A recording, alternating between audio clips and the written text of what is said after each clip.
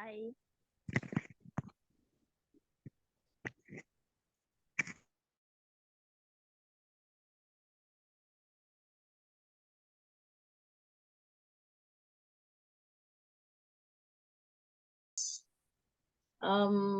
So because we're recording, we will not wait for more people to join. We can go right ahead and start the conversation, and then we'll share the link on or upload it on YouTube so that more people can access it in the interest of time.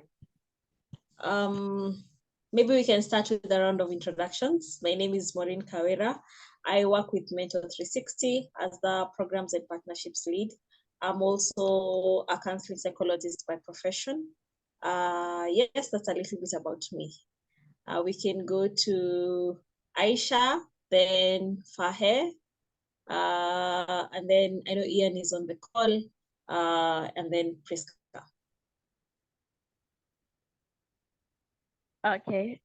Thank you so much. My name is Aisha Said Ibrahim. I am a gender advocate, and I'm passionate about gender issues, social inclusion. Yes, and I'm also a SRH advocate. I'm so much happy to be in this conversation this evening. Thank you.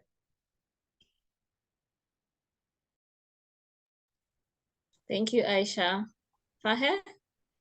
Hi, everyone. My name is Fahe Kirubo. I'm a sexual reproductive health and rights youth advocate and a gender issues activist, if you'd like, LGBTIQ activist. I do a lot of organizing around the queer community and adolescent girls and young women.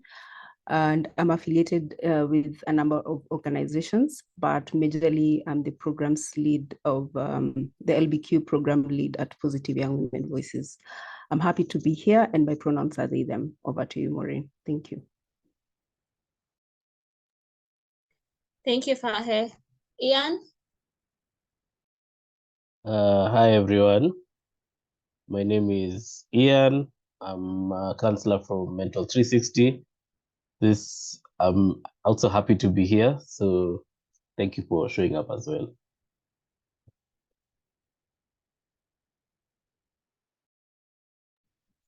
Thank you, Ian.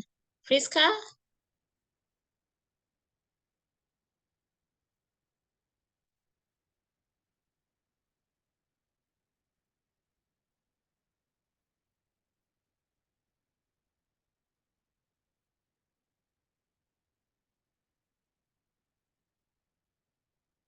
Okay. Friska, it's okay if you don't want to talk. You can just say hi to us in the chat. Hi, Scarlett. How are you doing?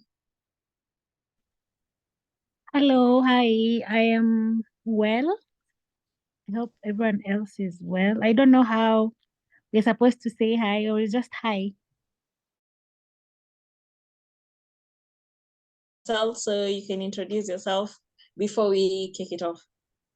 Okay, so my name is Immaculate Shisia, preferred name Scarlett. I'm a paralegal, a mental health advocate, and an SRHR advocate. And I am glad to be here. I can't wait to hear from everyone who is speaking today. Thank you.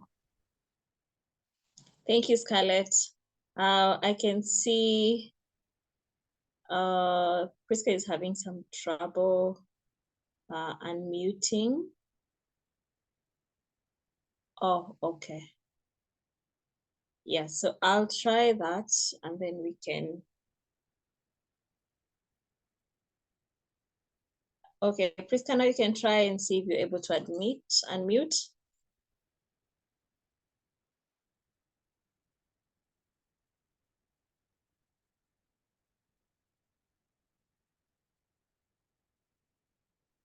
Okay, then it's fine. You can leave a comment for us to know who you are.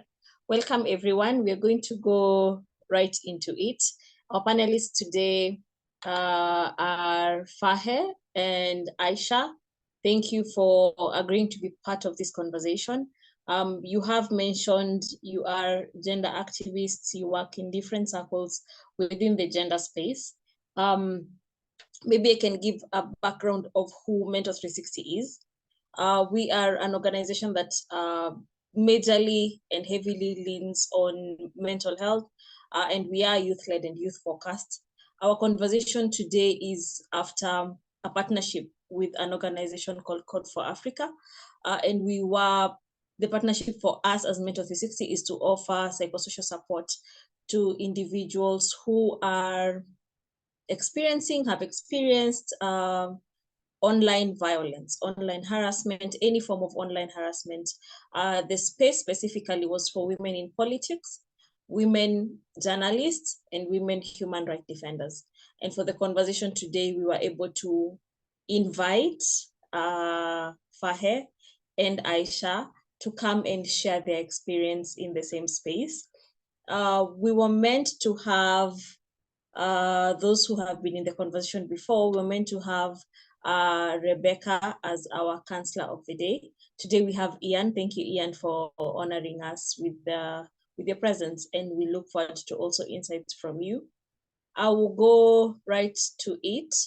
And my first question would be to Fahe.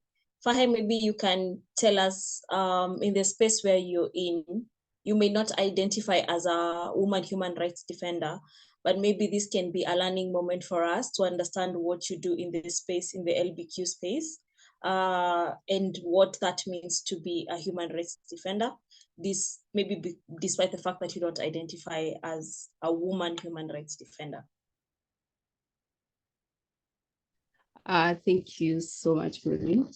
I consider myself a human rights defender, in as much as I don't often use that title, because again, the kind of work we do is ideally humanizing human beings. So we have to defend their rights, ensure that we are advocating for the same. Now, ask me the question again. So my question was, you may not identify as a woman human rights defender, but you are a human rights defender in the LBQ space. So for those who are not conversant with the LBQ space, what does it mean to be a human rights defender in the LBQ space? Okay, thank you. So first I have to debunk, or rather just explain what LBQ or LGBTIQ means. They are just abbreviations. Those are people ideally identifying as lesbians, bisexuals, queer persons, trans, intersex, you name it. The identities are really many in the spectrum.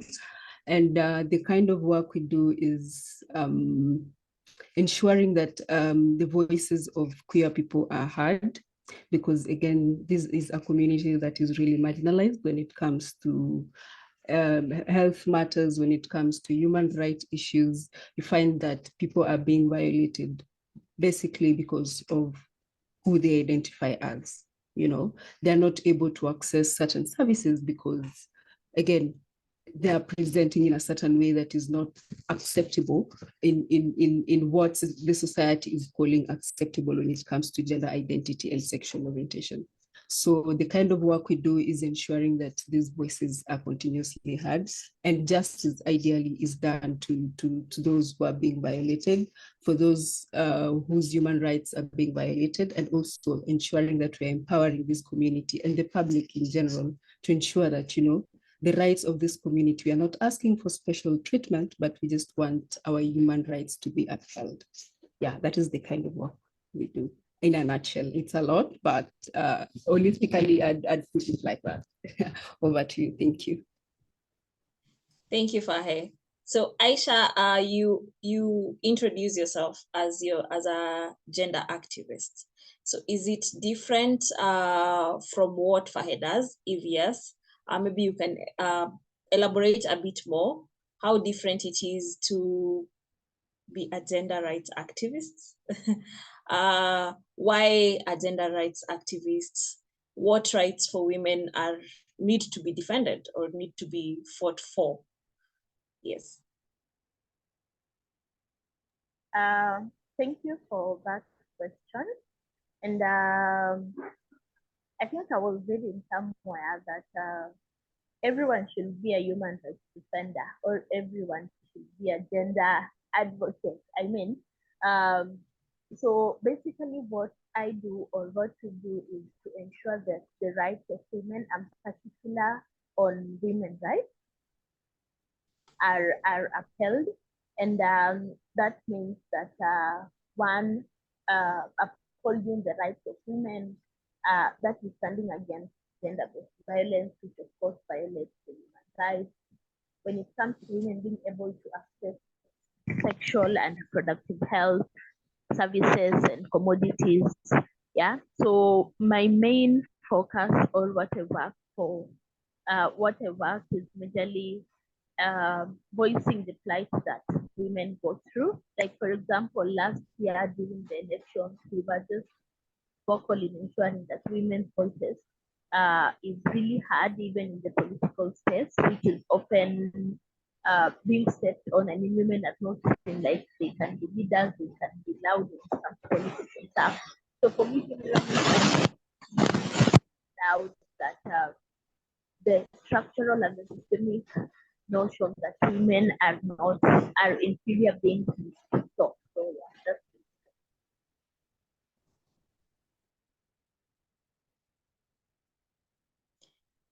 Thank you, Aisha, for that response. And from what I get from both you and Fahe is there are rights that are being violated, there are rights that are being withheld, either against LGBTQ persons or either against women. And these rights can go as far as violence. So when a right is violated, it can be as extreme as violence. So in the topic of the day, we're talking about online violence or online harassment. And sometimes this can escalate from insults to hate speech to even threats, death threats, and the like. So maybe you can go straight to your experience, Aisha. How has it been, either your personal experience or people you have supported, individuals you have supported in the space where you're in, who are women or who did not conform as women but fall under the spectrum of key population? So are there any or your own experience that you've experienced from hate speech to insults to as extreme as death threats?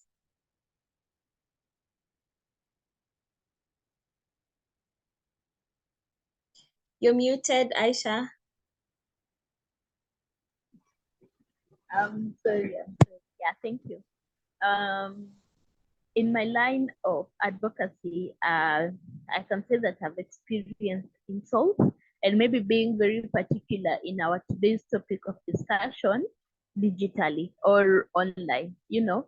And we say actually online bullying or digital abuse is it's the most recent form of gender-based violence, and it's very subtle. I mean, people have not yet recognized that it is actually violence and it is actually abuse.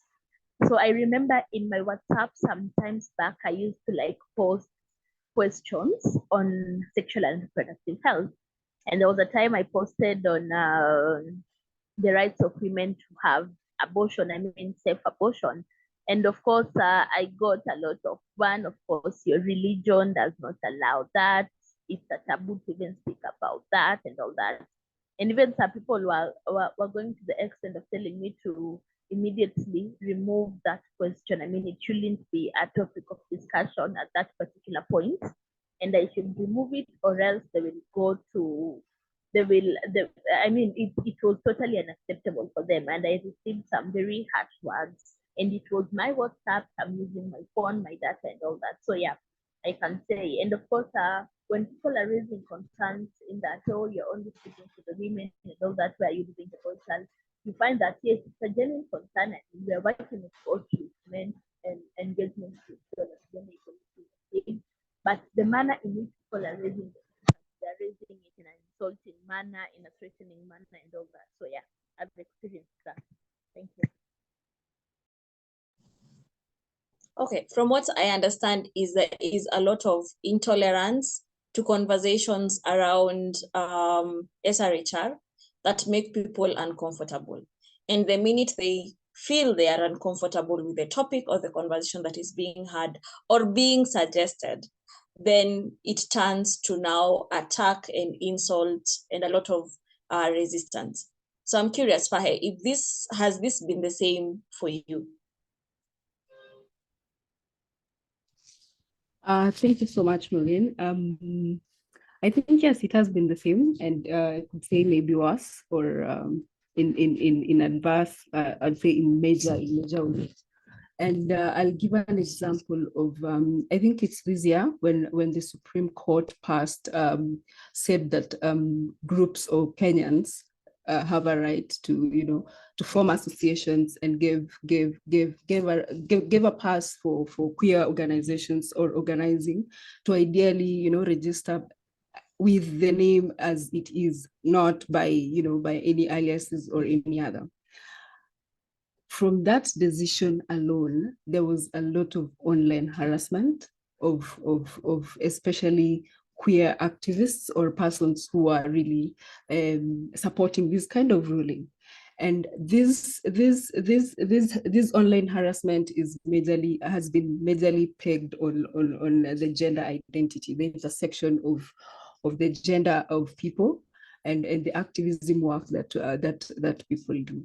You find that in these spaces, there was a lot of, a lot of hate speech. There was a lot of sexualized insults. There was a lot of threats of violence, really. And also there was a lot of outing of queer activists, or rather activists by name. In the past, it was about identifying organizations, and most people had a backing of an institution. But right now, what we are seeing is attacks are going directly to individuals.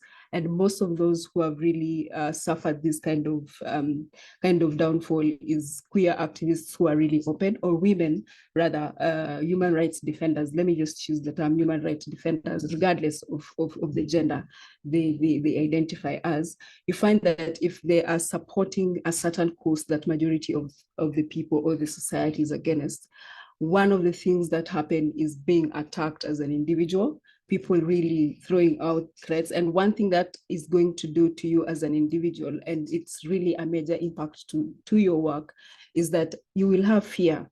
You'll have to step back and not want to speak up as one used to. So those are some of the things that are happening, amongst other things like, cultural backlash, especially for activists who are really open about bodily autonomy in terms of advocating for access to things like safe abortion, contraception use, access to human rights, especially the queer community, LGBTQ community. And you find that these activists or human rights defenders are coming from a society that has a culture that if they go against, they are called outcasts, or they are pegged or not to support, or they're just, something really happens to them. And that includes even most of them being killed or something like that. So yeah, I think that is the most latest experience I've had. And amongst that, to add on top of it, is the the government, the new regime that we have.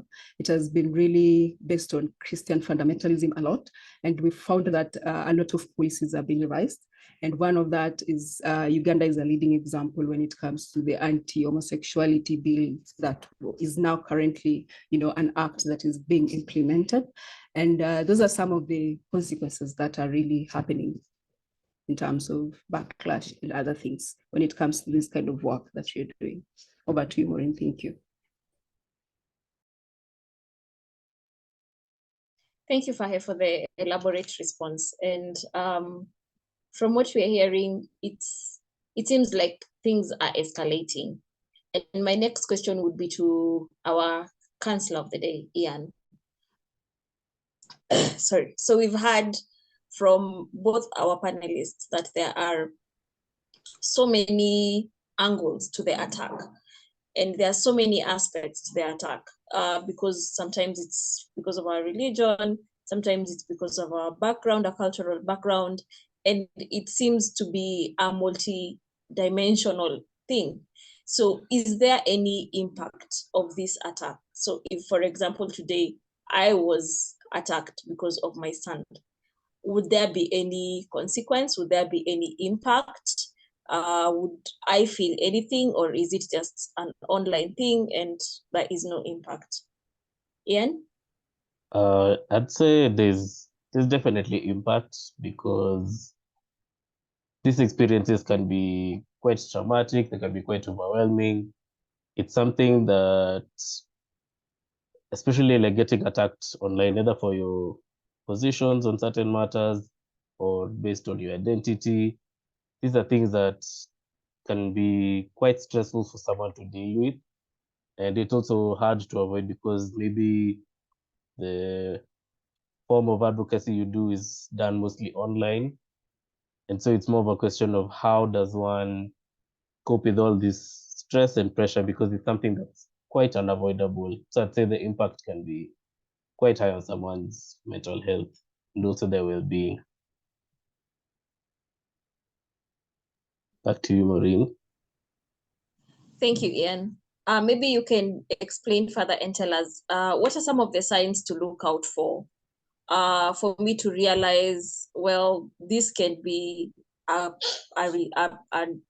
symptom that I'm experiencing high stress. I'm experiencing maybe PTSD from the online bullying I've experienced. So what can be some of the symptoms that I can look out for as an individual who is actively online? Something to look out for is generally you'd look for changes in your behavior, maybe changes in your thoughts. Maybe sometimes every time you think of doing something online, you feel like maybe a certain anxiety or a sense of dread. So you can tell like such online bullying has had an impact on you. Or other things to look out for, since that kind of bullying will also affect you as it goes on, it will also affect you when you're no longer online. So you might experience like irritable moods or loss of sleep, maybe oversleeping, just a general change in your behavior. And that's how you'll know that like maybe this is actually taking a toll on you mentally. Yeah. Thank you, Ian, for explaining that. And now back to our panelists. So we have different online platforms. We have Facebook, Instagram, and the like. And some online platforms have come up with measures. I know, for example, like Facebook, there are measures where there are words that you use and your account can be suspended. Or if someone reports your account and they find reasonable cause, it is enough for your account to be suspended. But we have other platforms, for example, Twitter, where people can say anything and everything, for sure. How do you handle yourselves in this situation where you have to be active in such platforms? What do these policies mean, or lack thereof of these policies? What does it mean for you as a human rights defender or as an activist in these spaces? I will start with Aisha.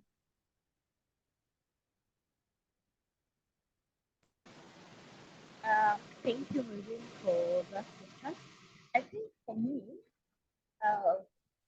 as a person who is loud,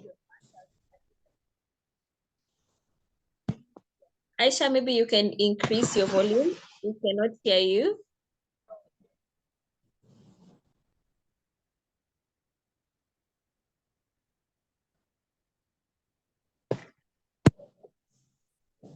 sorry about that. Am I audible right now?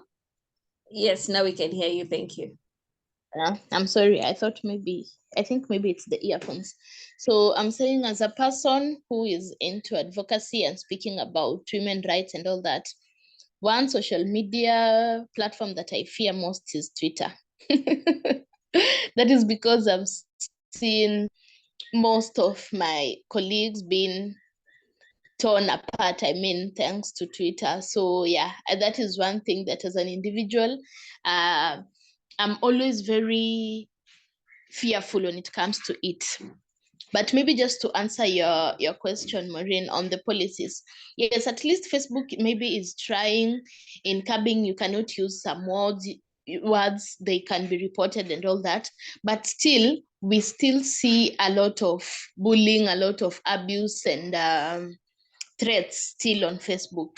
you know, like despite Facebook trying to come up with the policies, which is a good step towards it, I still feel that there is more to be done to that, because even despite the policy, we still see digital abuse happening. So yeah, and I think despite having like the policies, I think now it should be now more to the perpetrators, because you can have all the policies you want. For example, in Facebook, you can limit using some words, but people are very I can say maybe the perpetrators, they're very which word do I use? I mean, they're very, when they really want to achieve their goal. So even if they will not, even if they will not use that particular word, they will just try to use another word which will mean the same, and it will still be a threat or an insult. So yes, at least it's trying, but we still need to see more being done. And you see that one is only Facebook. We see in Twitter, people are bullying others and all that. You see WhatsApp, nobody is even, because and you know that one comes directly even from the people that you know. So I think we still need to do a lot more on that. Yeah. Thank you, Aisha. And now that you've mentioned WhatsApp, it's reminded me of an incident of someone who was being online bullied, and because their number had leaked, people kept on adding her to groups and bullying her and insulting her, and she leaves the group and they add her to other groups. So I understand there are some platforms that are not regulated, and it's really, really sad to see. Fahe, maybe you can share with us your experience. Thank you so much, Maureen. I think my experience is not any other different from Aisha's, but let's acknowledge that these online spaces are really crucial. They've played a crucial role in terms of addressing issues and any contentious issues, and actually holding leaders accountable. And we've seen major awesome things coming out of that. But also in the same breath, we've seen a lot of hate speech, a lot of harassment, a lot of bullying online, and doxing that is happening in these online spaces. And it doesn't go without saying that there's so much that needs to be done, and while acknowledging that there's some bits that has also been done. So in platforms like TikTok, they've really tried a good job in terms of trying to combat hate speech and harmful content on their platforms. And one of the things that they're using is they use a combination of human moderators and the latest technology that is their AI algorithms to identify and remove content that violates their community guidelines. But also, it's not enough. Right? That is what you're saying. We've seen that we are able to report content that is not sorry, I heard someone speak. All right. We've seen that. Sorry, I think he was agreeing. Okay. So these platforms, like I was talking about TikTok. This platform has encouraged users to report abusive content and accounts. It has been effective. We also explored a space such as Twitter, whereby a lot has also been done in terms of policies and in terms of languaging, moderating the language and things like that. But it does not go without gaps. We've seen like a platform like Twitter or a platform like Facebook. One significant gap that Meta faces is the challenge of content, enforcement at scale. Another one, the platform like TikTok. One major gap is the bandwidth, I'd say, and the human resource around ensuring that it really relies on reporting of users, and the effectiveness of having to respond to all these users and give affirmative kind of actions that are required really take time. And having said all that, much of the work that needs to be done also it's to incorporate, while we are talking about these policies and guidelines, we also have to incorporate human behavior in terms of ensuring that we are trying to curb, online harassment or cyberbullying generally. And some of the things we can majorly do is addressing things like misinformation and disinformation, because platforms such these platforms that you're talking about, they've been big on giving people misinformation and disinformation. The best thing that we can do is counter this by giving the right and factual information. Another thing is ensuring the use of passwords. If you're able to use a password that cannot be easily guessed, something like that, that will really, really, really be helpful. Another thing is the use of the commands that are there. The use of commands that are there in the spaces that you are on or occupy on, and also calling out people. You can see something happening on your space, even if it's not addressed to you as an individual, it is a comment that maybe is being addressed to someone, one of your audience. And it's a negative one, or rather it's harassment or something like that. It's meant to demean someone. There's something you can do together as a community. I think if we work together and incorporate all these things, I think we can try to curb these online violence. And let me put it like that. Yeah, thank you so much, Maureen. Over to you. Thank you, Fahe. I like the point that you've talked about calling out incidences of abuse that we see around our space.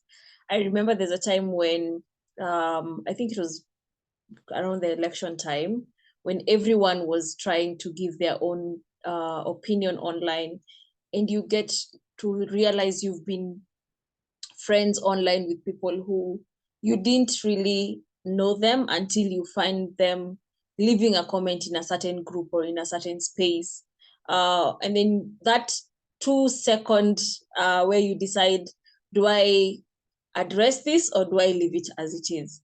So I realized for me, it's very hard for me to walk away from such situations. I'll leave you a comment, just so you know that this is a side of you that I have now identified. And most of the time I'd end up blocking this person, but I would be like, this is unacceptable.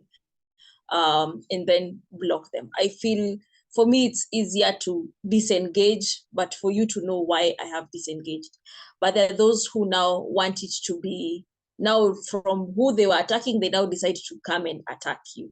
But it's the risks of being online. So we've talked about the policies that are on the platforms. I'm curious to know if we are aware of any legal frameworks that exist in our law. Where does our constitution defenders, where does it protect us from online violence? Or when it happens, is there a way of us reporting? Because I know there are incidences where this has escalated. For example, when someone is given death threats, and this account that is giving death threats is an account that can be identified. Maybe I can start with you, Fahe. Is there a platform or is there an office that we can report to that you're aware of?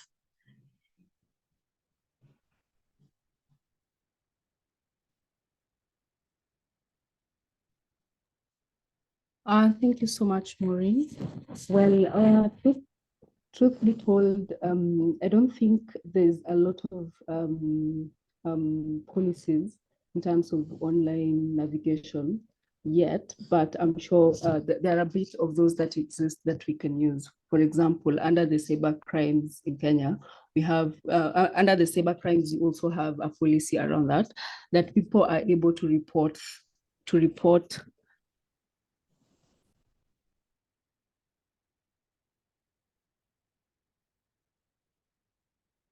Fahe, you're muted.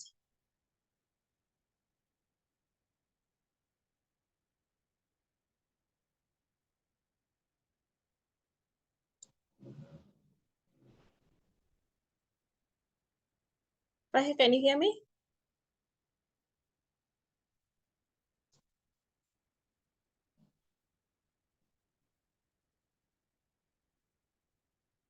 Fahe, if you're speaking, you're muted.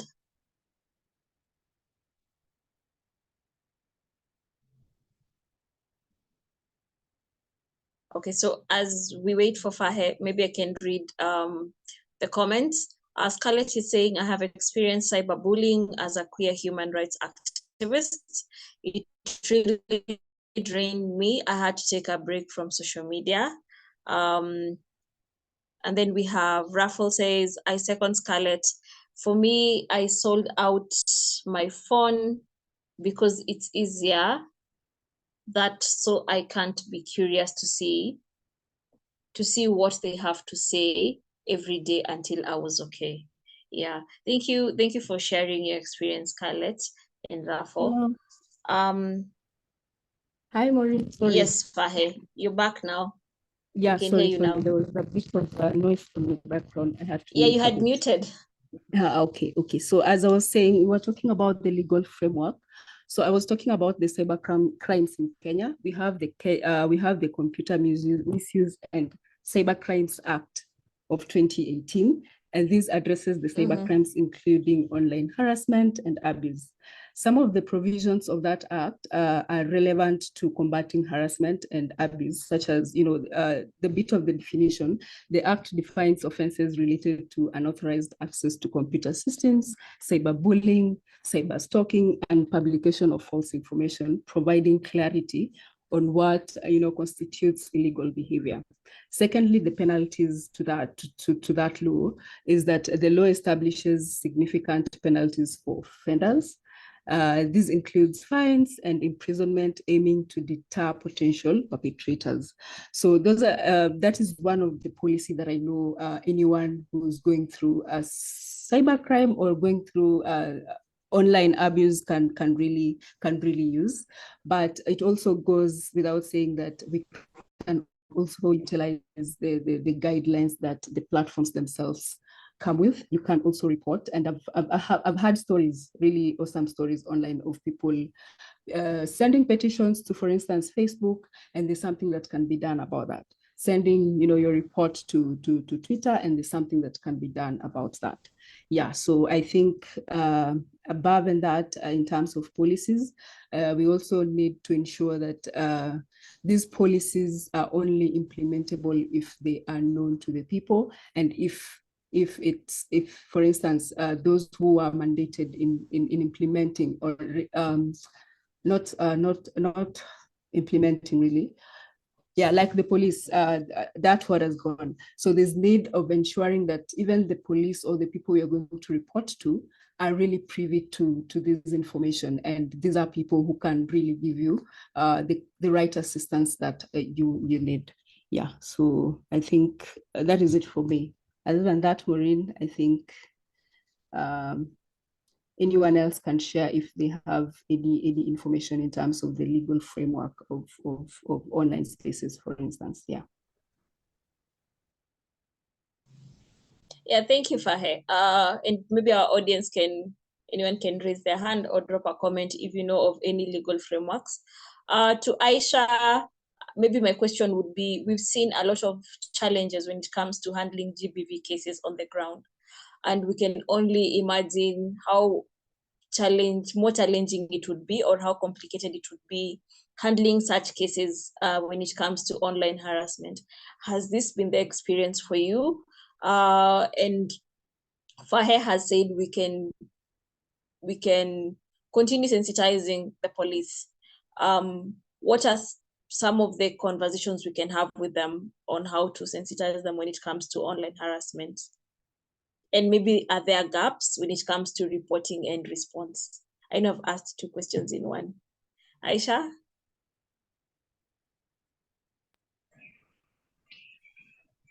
Thank you, Maureen, for the question. And I think Fahe has captured it well.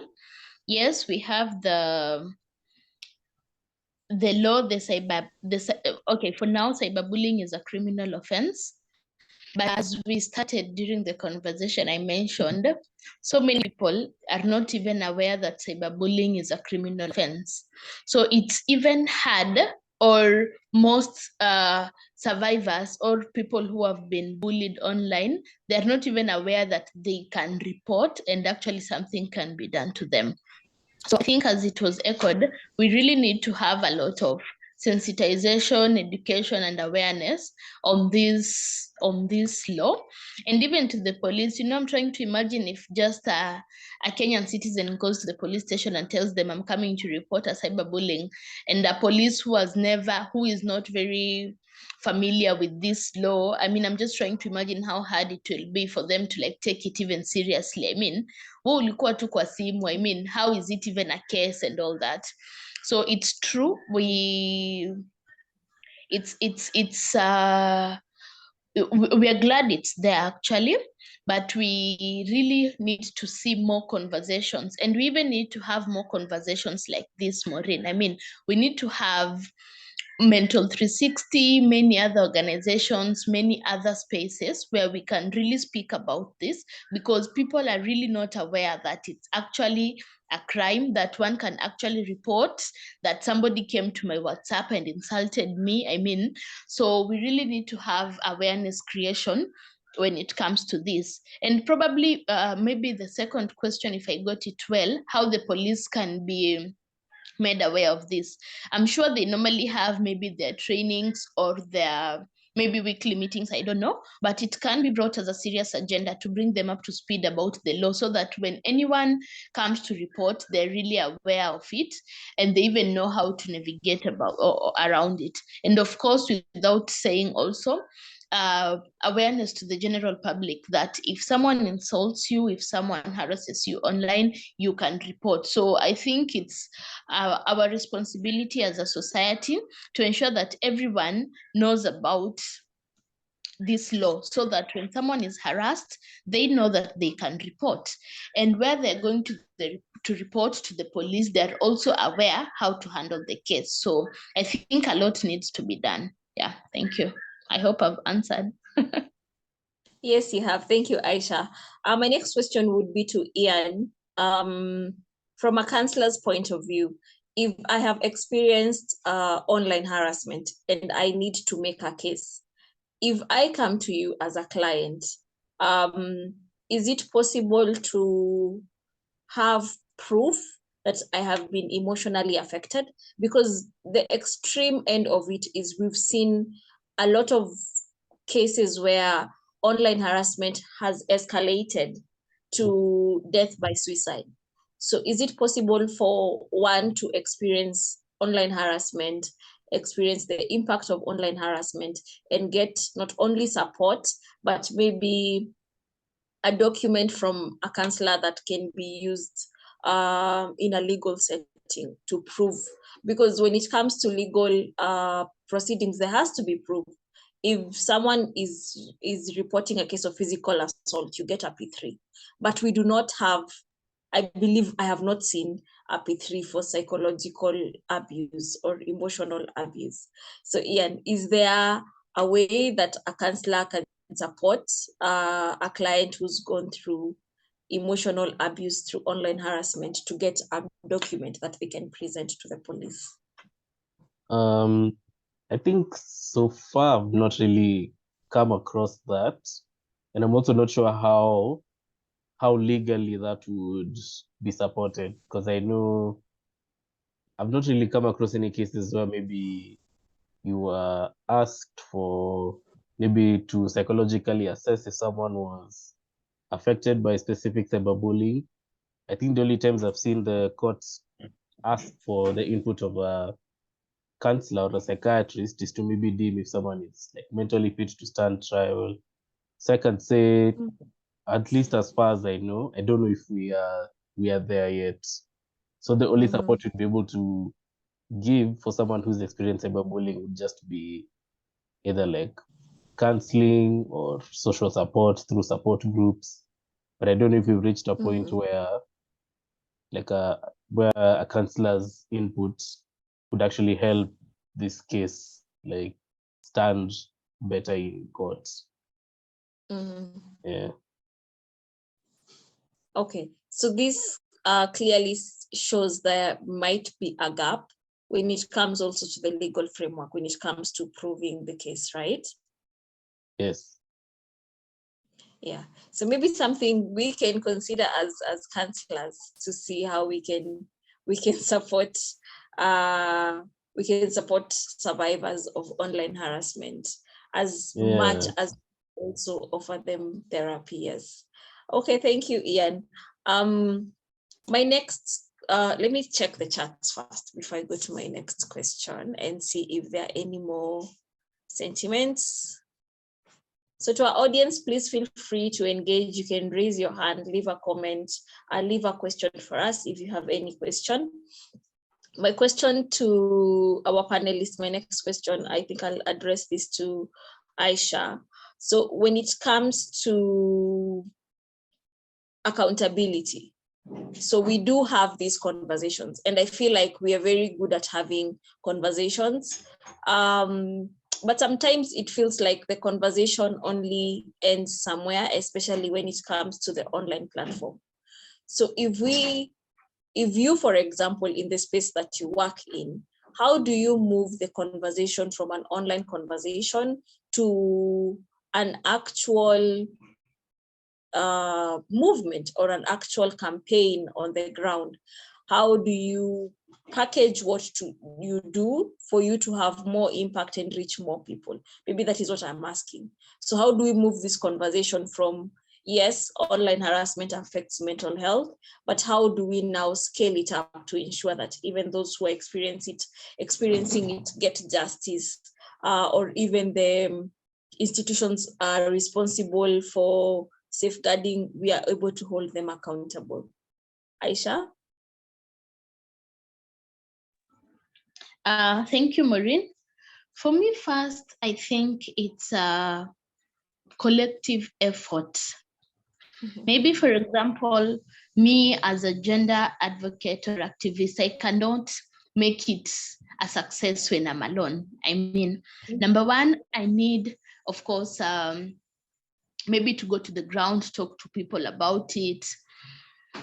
Then maybe I've gotten survivors. That is where maybe Mental 360 comes in, the counselors and all that. And, you know, you've even mentioned about now supporting the survivors and all that. So after that, we now have the legal aspect. Do we maybe have pro bono lawyers or paralegal? I had Scarlett mention about something like that. Now, do we have maybe lawyers to even help these survivors report and all that? Now we've gone to the police. How is the police service? How is the reporting and all that?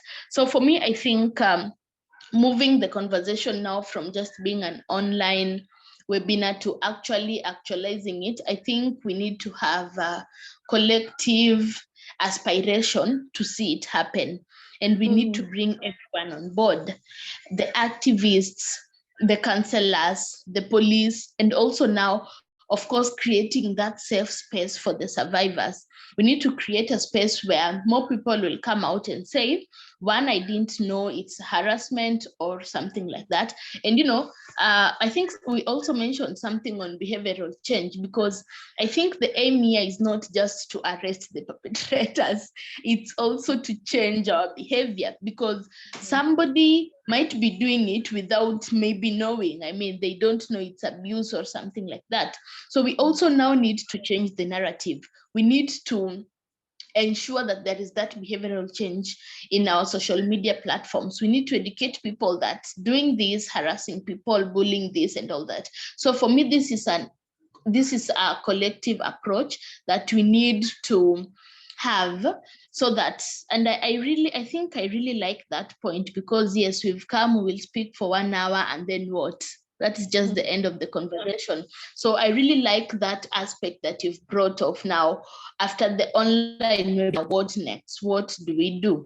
So I think we need to be very intentional to ensure that we fight this digital abuse. So for me, I think we need to bring everyone on board, and we need to work in a collective manner to ensure that we achieve this. Yeah, thank you. Thank you, Aisha. And you've really built on that point. And to mention, maybe for those who might not be aware, the organization that we are partnering with is called Code for Africa. And Code for Africa has developed a tool that works on Twitter. It's called Field Shield. And Field Shield is meant to identify online harassment. It has keywords that one can go looking out for. And it's an amazing tool. So I think even some of the people that we need to engage are programmers or app developers. Like you're saying, it's a collective effort, that there are so many people who might have ways of curbing this, or ways of even bringing more awareness to it. Yes, and I agree that we need to engage more people. So my question to Fahe would be, we've talked about the collective responsibility when it comes to the adults, but I am a mom of a teen, and as she grows, her life is majorly online. She is privileged to be aware of online harassment. She's privileged to be aware of online safety, maybe because of the kind of forums she's been in and the kind of awareness that she's exposed to. But what does it mean to a generation that they're growing up online without the awareness of online harassment, without the awareness that it is not okay for me to just say anything to anyone online just because they can't maybe reach me and punch me, because I feel that is the safety of online bullies, that I can say anything and walk away unharmed. So what does it mean to this coming generation in terms of accountability and what it means moving forward, that our children are going to be online? Thank you so much, Maureen. I'd also want to add to what Aisha said. I think we'll need broader and effective mechanisms to ensure that we are safeguarding the lives of our young ones on online spaces. To add on what Aisha had shared earlier, I'd say that there's need for clear definition of this for things like hate speech and death threats. If we had a comprehensive legal framework that has established a clear definition of what hate speech is, what bullying looks like, and it leaves no room for any ambiguity, it will really, really be great. Another thing I think I really need to echo is the need for robust reporting systems, because again, if another issue that victims have is in terms of reporting, and for the longest time now, we just have 2 or 3 forms of reporting. Really, it's just walking to the police and getting an OB or something. But if we had other means of reporting systems that are implemented, that are supposed to be user friendly and are accessible, it will really be essential for encouraging victims and witnesses to report instances of hate speech and death threats and any other online bullying that really goes on. Another thing I want to emphasize is the need for public awareness and education, and that is where our young ones, or the generation that we are all in, not only the young people, but everyone else, anyone who's exposed to the internet or the online spaces, there's need for correct information. Raising awareness about the consequences of what hate speech is, what the consequences of death threats are, and ensuring that this information is given out wide and to everybody, including those who are not, who are from history have been really discriminated in terms of getting such information. If this information is really given out there, it's been proven that people make informed decisions if they are having the right information. Another thing is the cooperation. With online platforms. We cannot work in silos. For instance, I'd pose a question. For instance, what is our government doing in terms of regulating online spaces other than what the founders or the owners of those spaces are doing, other than the policies that come with those social media platforms. What else, what are organizations doing? Because again, another thing that we've come to is we've moved our work from it being remote to online spaces, and some of that work is ensuring that we are keeping victims safe. We are ensuring that perpetrators are getting justice. How are those, how is that looking like? We cannot work in silos. We need to find ways of partnering and working together to ensure that these gaps are really are thinned or really removed. Another thing is the law enforcement training. Again, we've seen instances of where police officers were supposed to be, the ones supporting victims, siding with perpetrators. And then what does that do to the victim? What does that do to the next person who's vulnerable, who maybe is going to be in the same process? It really puts off victims and witnesses away from even speaking, and that is one way a perpetrator thrives. They thrive in silence, and there's need for the law enforcement to be trained and to support victims. Another thing that I've seen working is the alternative solutions, other than yes, after a perpetrator has gone through the law enforcement and they've been punished for that wrong deed they did.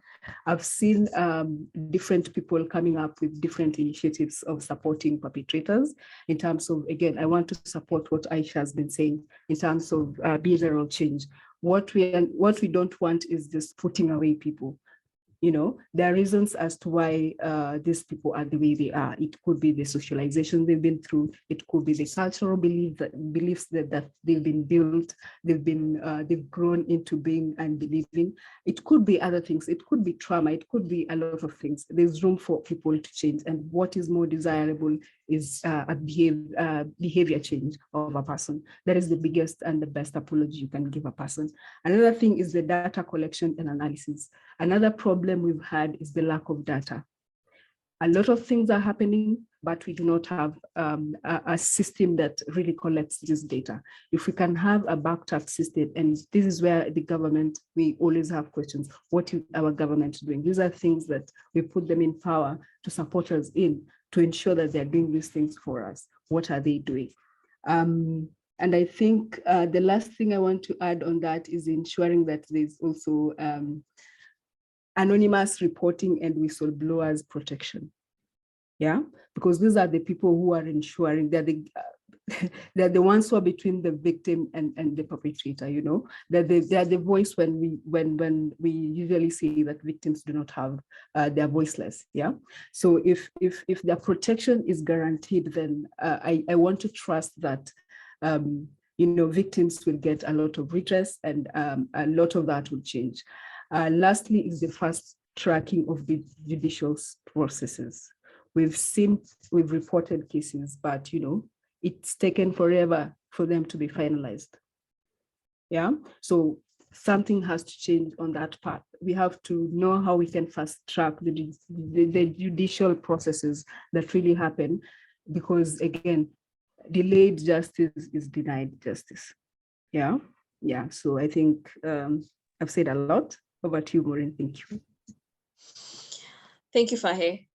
We appreciate your input. And for a minute there, you reminded me you went to law school. Yeah. So my next question would be, we have a question from Rafa. Okay. Let me first look at the question before we go to the next one. So Rafael is asking just a question: what do we call it when someone posts something that makes people to be abusive? An example, someone posts a meme and then you are triggered and maybe by mistake you talk back rudely. Do we call that cyberbullying or rather online abuse? What do we call it? Maybe I can give Aisha a chance to respond before I give my opinion. Aisha, The question is in the chat.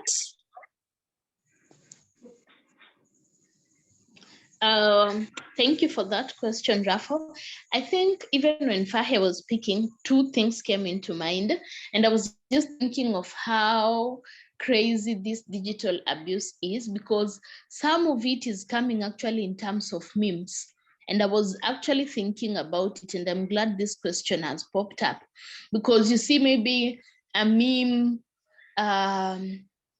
saying something about fat women. I mean, when you're fat, I don't know what, you know, that is of course defaming women bodies. So for example, if I'm a fat woman, it will automatically get me triggered. So I think maybe just to answer that question, we have seen different forms of digital abuse, including now memes. And it's funny that you even see some people laughing at such memes. Like it was even today, and it was a female colleague showing it to me. I mean, it was actually gross, and she found it very funny. And yeah, so we're seeing insults, we are seeing harassment against women, against different type of people coming in form of meme. And we are, I think it's our socialization or our lack of knowledge to note that this is actually harassment. So as Rafa is saying, it might now come, they might say something about maybe dark women, and I'm a dark woman, so I'll be triggered. So I might react to that in an abusive manner. So I think the first thing we look at is that was actually harassment. And the best thing to do, maybe as a person who has been triggered by that thing, is what you are mentioning, Maureen, calling out that person and probably now blocking them and all that. But of course, before blocking is telling them, calling them out and condemning what they've just posted. So yeah, it's true that right now, abuse, harassment, and all that is even coming in form of memes, and people are finding it funny. But of course, it triggers us because it's harassing us, it's abusing us in a way or another. So the best way is for us to call it out, to condemn, and if possible now report that person. Actually, for example, in cases like Facebook where you can report and all that, report, and now come now with all the things that you've mentioned, having this conversation, and even there is a tool that you mentioned on the words to look out for and all that. So yeah, it's actually a very genuine and a good observation, because most of these insults and harassment are coming in form of memes, some of them triggering us and all that. So yeah.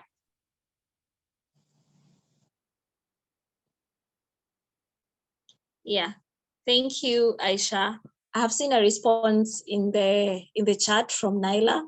Naila says there is a term called astroturfing, which is a coordinated effort to concurrently share damaging content across platforms, which is a form of online harassment. Could that be it? Yeah, I agree. There's an aspect of that from what Rafal has asked and how Aisha has responded. I think my next, so I think that we have answered. I don't want to repeat anything that has been said, but I believe that it is a form of online harassment. So I want to pose my next question to Ian. We have talked about so many loopholes and so many gaps. And I wanted to ask, is there a way that we can, one, buffer ourselves psychologically, emotionally, now that we know where the gaps are, now that we know this is possible for anyone to be harassed, or if I've been online bullied again, it is possible for me to be bullied a second and a third and a fourth and 100th time. So how do we, oh, Aisha, you have a question? Okay, I'll let you go first before I go to Ian then. Okay, sorry. It is to add actually to your question, and maybe Ian can answer them together. Maybe when he answers, I thought also, because I'm working so much with deaf people. I'm a sign language interpreter.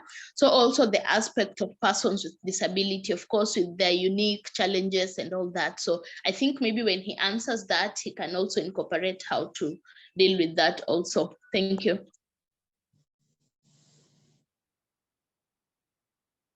Okay, so Maureen, if I'm just getting your question correctly, it's how can one maybe buffer themselves to this kind of online harassment?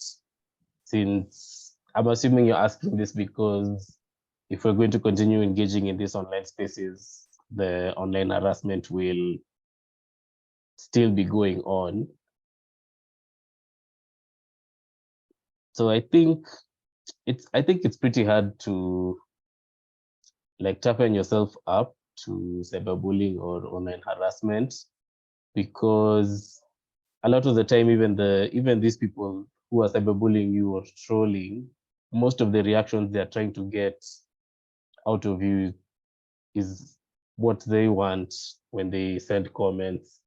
So if someone was to say, how do I buffer myself to such harassment? That would be like, should I also maybe be stricter online? Should I now take time calling people out?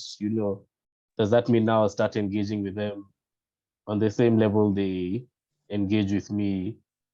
So it's almost like hata mimi nitaanza kuwa mkali towards them or something. So Ian, I think yes. I can repeat my question. Okay. My question was, yes. How do you buffer yourself emotionally, like psychologically? Yes. So how do you in that aspect? Oh, okay. Thank you. Yes. Sorry for that. I think the most important thing to remember would be to, I guess, remember the work you're doing. And sometimes it's about how you manage your own stress, how you manage heart and other things like that. So it will be now an effort on your part to maybe find more healthy coping mechanisms, learning how to disengage online, taking breaks, so that in as much as the cyberbullying is going on, it's not something that's weighing on you heavily. And yeah, sometimes it's even just reassuring yourself, or if people are making very specific comments, or if you go through something and it's triggering online, that could mean you also maybe need to put more effort into reassuring yourself, trying to think more positively, not like in a general sense, but it's more of trying to restructure the negative thoughts when they come to be more positive. And yeah, I think those are maybe some of the ways someone can try to buffer themselves emotionally. Aisha, you'd also asked a follow-up question. Could you kindly repeat it?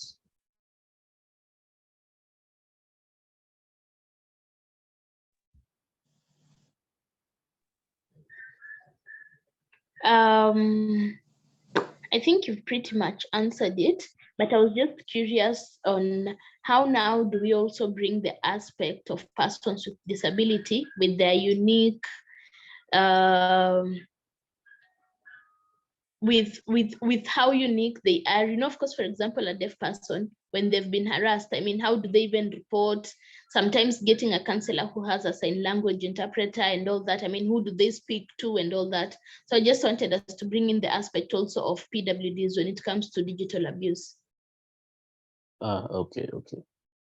I think this would now be on us as counselors to maybe strengthen the networks we have, because I know actually finding a counselor who's trained in sign language may not be as easy, but I think it will now be on us to either network better or even try to form systems of social support for people living with disabilities, because they may not be able to use the same channels we'd be recommending for everyone else. So I think that's also something we could improve upon.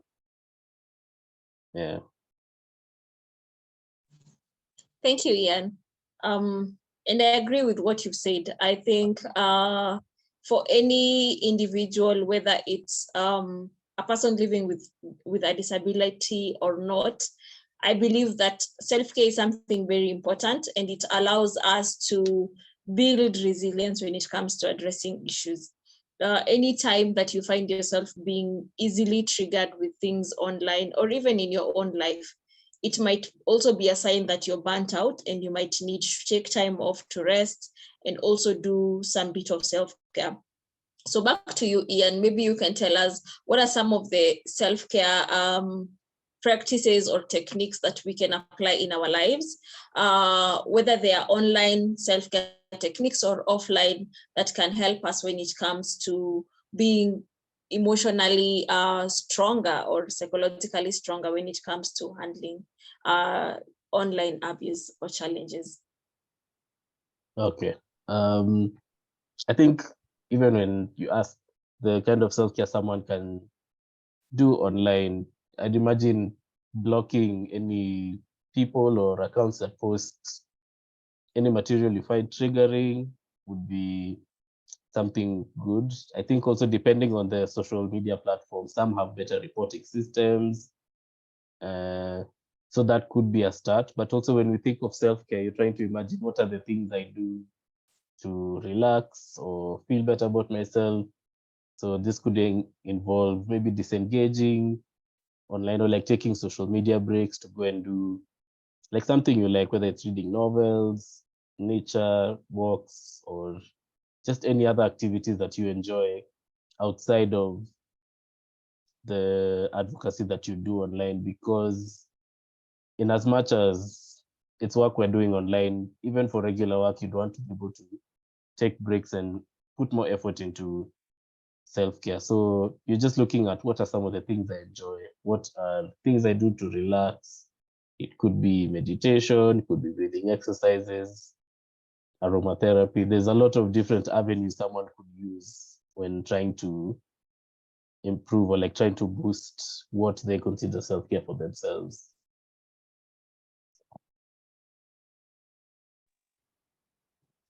Thank you, Ian. We have a comment in the chat from Doreen.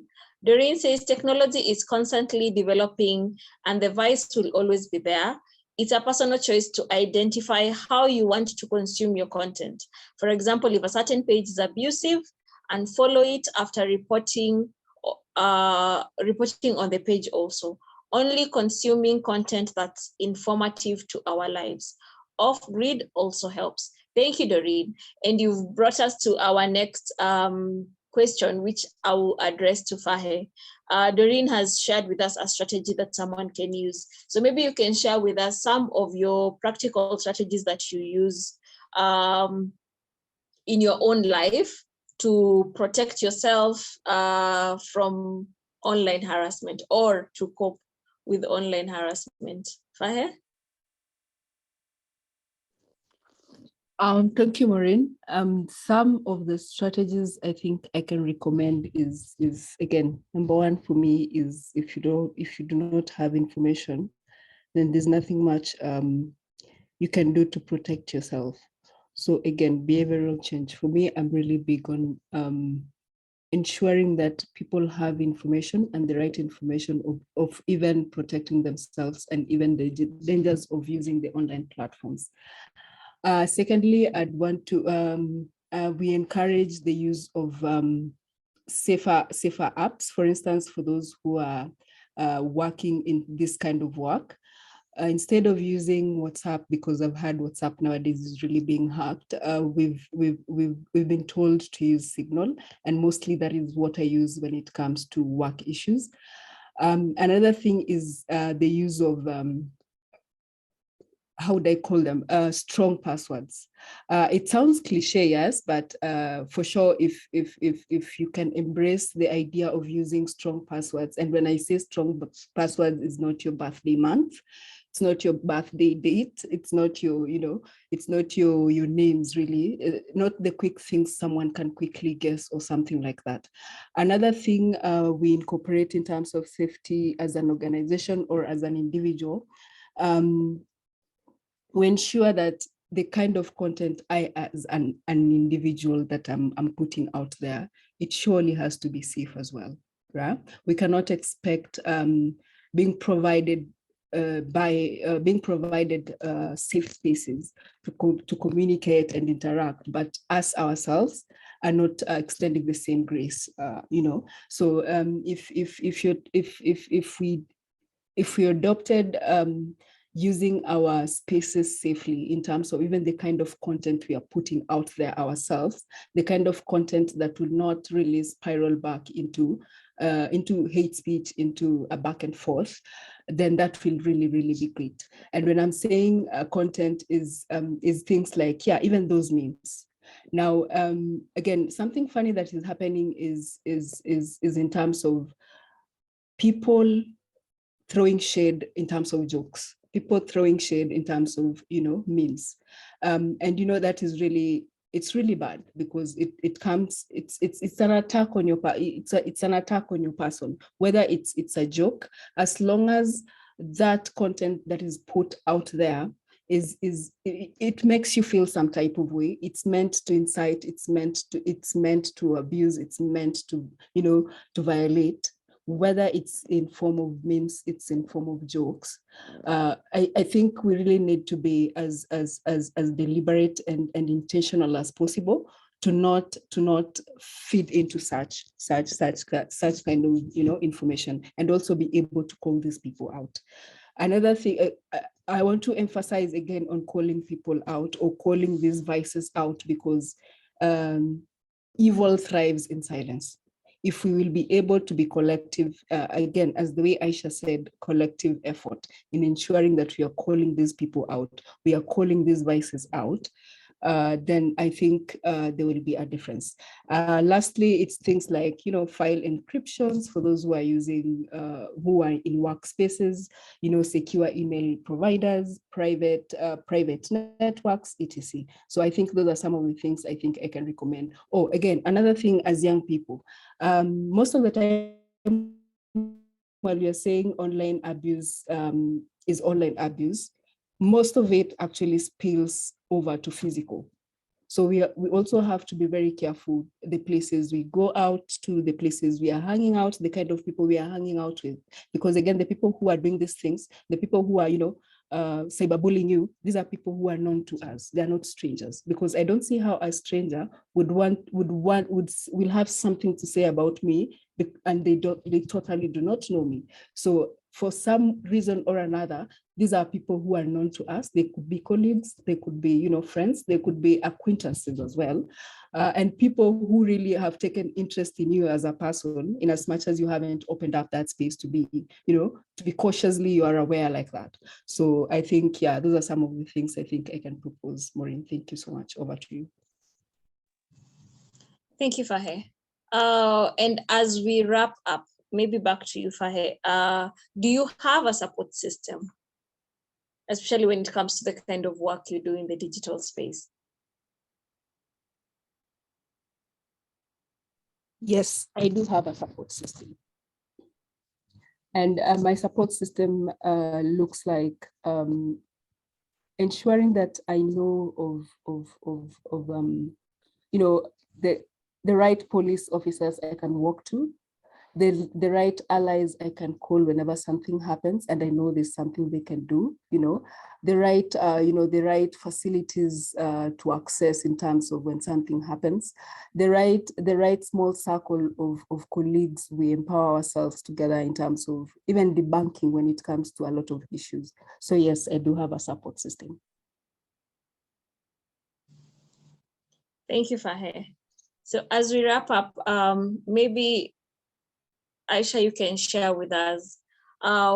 We've talked about collaborative solutions, so I don't want to go back on that point, but maybe a parting shot from you as I check the chat to see if there are any questions.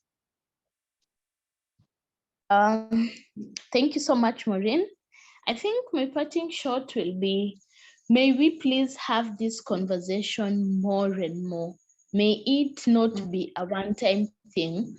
May we have this information about the toolkit you mentioned being disseminated to as many people as possible.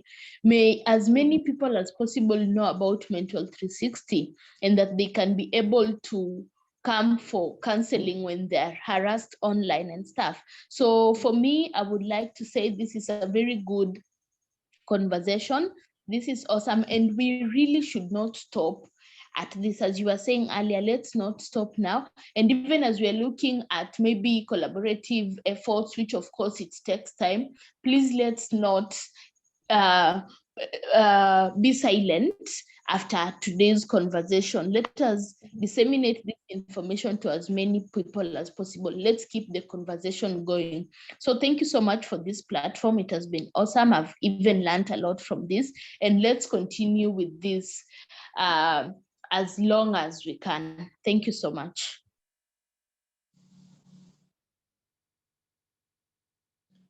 Thank you, Aisha. I've seen in the chat,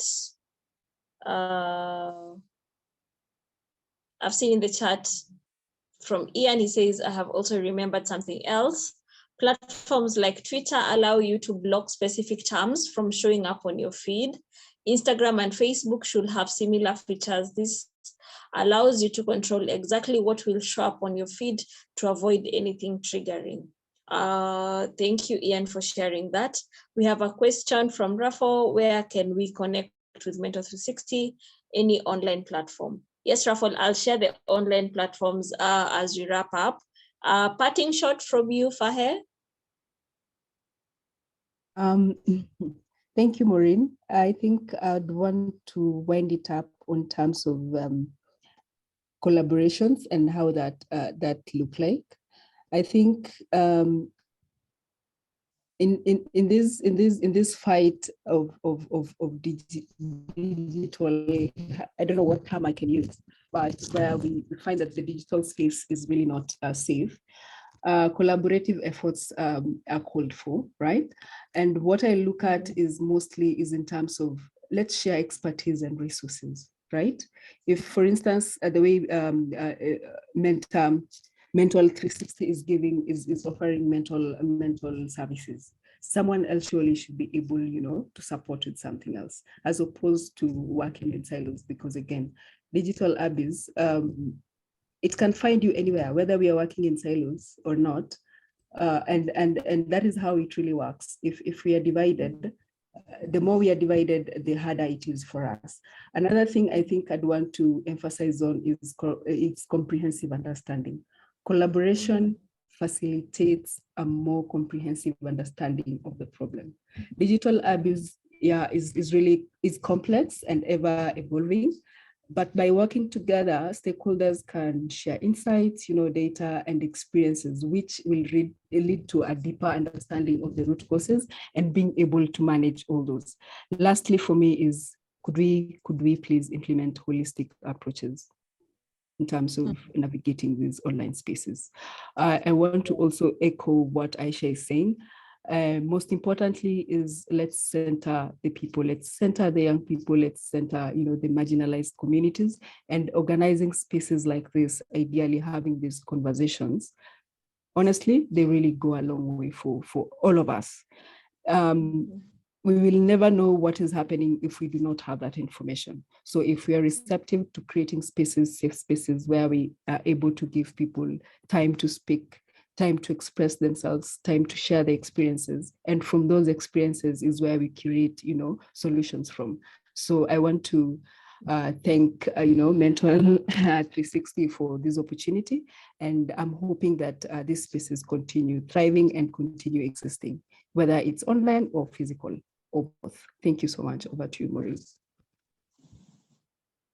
Thank you, Fahe. This has been a very enlightening conversation.